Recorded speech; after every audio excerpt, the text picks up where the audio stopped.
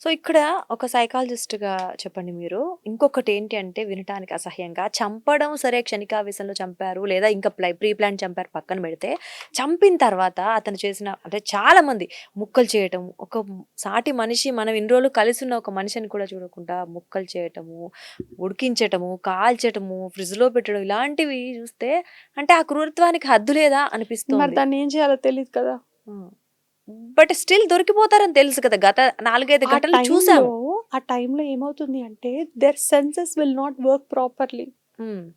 Okay. Hmm. I will tell you example. ఇప్పుడు టీన్స్‌లో love చేస్తారు. హ్మ్. Love is blind. ఇప్పుడు వాళ్ళు లవ్ చేసినప్పుడు నేను దొరికిపోతాను అని కామన్ సెన్స్‌ని ఎలా మిస్ అవుతారు? రైట్. రేపొద్దున మా పెద్దవాళ్ళు మా పెళ్ళికి ఒప్పుకోరు.